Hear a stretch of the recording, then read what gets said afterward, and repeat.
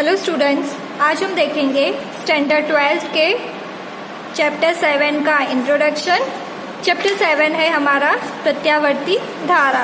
तो हम प्रत्यावर्ती धारा के बारे में कुछ चीज़ें पहले जान लेंगे। अभी तक हमने डीसी स्रोत के बारे में बात करी थी, उनके परिपथों के बारे में बात करी थी। अब हम इस चैप्टर में देखेंगे प्रत्यावर्ती धारा। प्रत्यावर्ती धारा क्या होता है? जो ऐसी धारा जिसमें समय के साथ उसके मान और दिशा में परिवर्तन होता है, ऐसी धारा को बोलते हैं प्रत्यावर्ती धारा।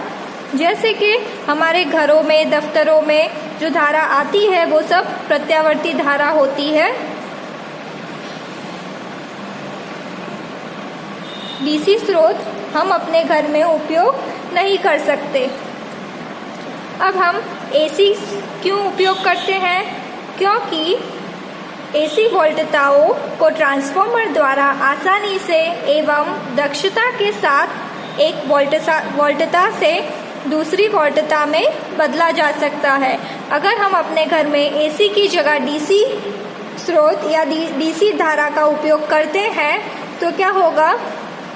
अगर कोई भी एक चीज़ खराब होगी घर में तो पूरे की पूरी धारा बंद हो जाएगी। मतलब कि उसमें सारे अप्लायंसेस, सारी जो चीज़ें जुड़ी हुई होगी, सब बिगड़ने का खतरा रहता है।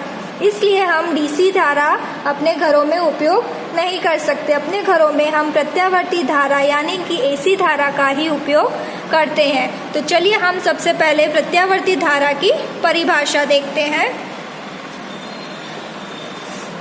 तो इसकी परिभाषा है ऐसी धारा जो समय के साथ मान तथा दिशा परिवर्तित करती है, उसे एसी धारा कहते हैं। अभी मैंने बताया था कि ऐसी धारा जिसमें समय के साथ उसकी दिशा और मान में परिवर्तन हो उसको कहेंगे एसी धारा। जैसे यहाँ उदाहरण दिया है I = 6 ampere, I = 6 sin omega T. तो आपको ये दोनों सूत्र देख के समझ में आ जाना चाहिए इसमें से डीसी कौन सी है और एसी कौन सी है।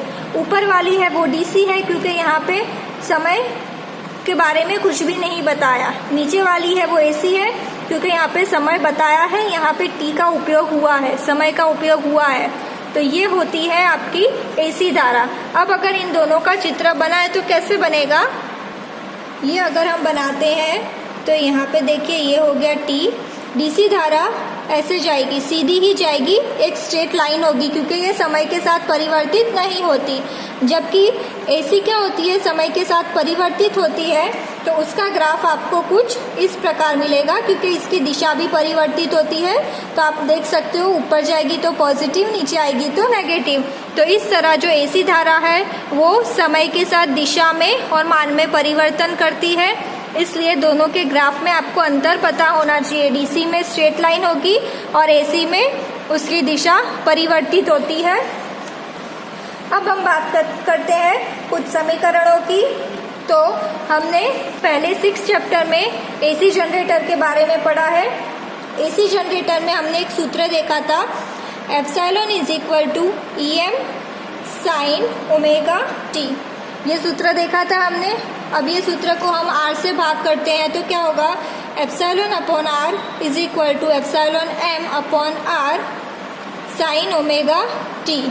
तो εr क्या होगा? I जब मैं इसको I लिखती हूँ तो इसको हम लिखेंगे Im sin ओमेगा टी। तो ये हमें I का सूत्र मिल गया।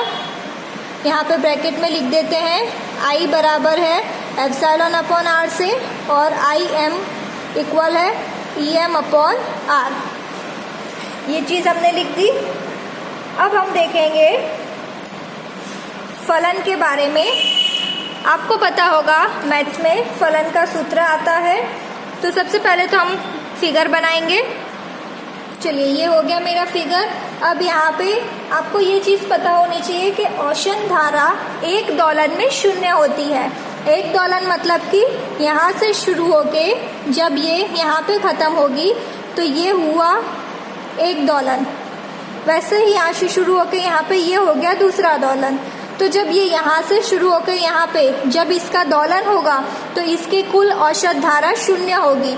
वो 0 कैसे होगी वो हम उसका डेरिवेशन करते हैं। चलिए सबसे पहले तो हम लिखेंगे फलन का सूत्र ft is equal to 1/t समाकलन 0 से t तक। एक दोलन कहाँ से कहाँ तक हो रहा है? 0 से t तक।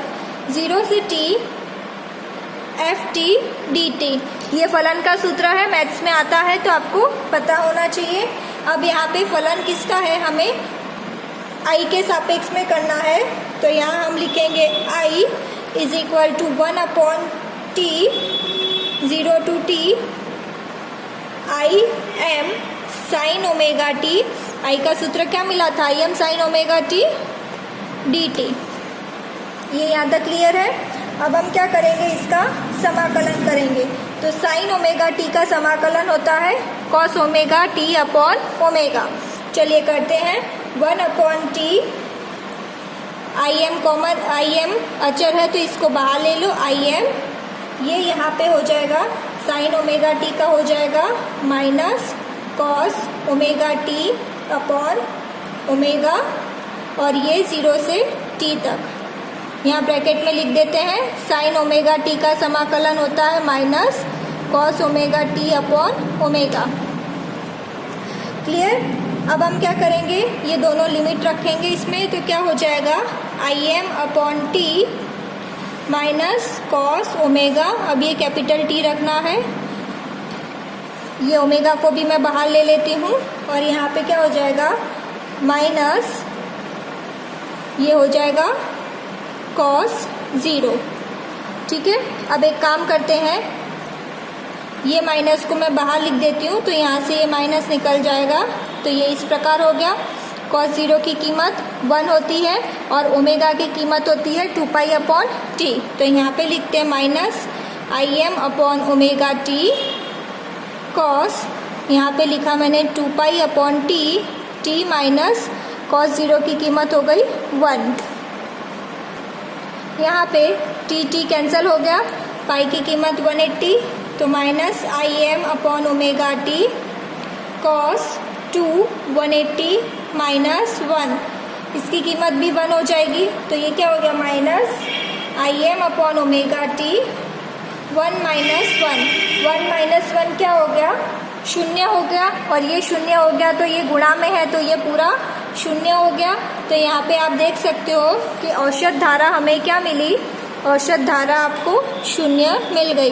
तो MCQ में आपको ये प्रश्न आ सकता है कि एक दोलन में औसत धारा कितनी होती है, तो एक दोलन में औसत धारा 0 होती है, वो आपको पता होना चाहिए।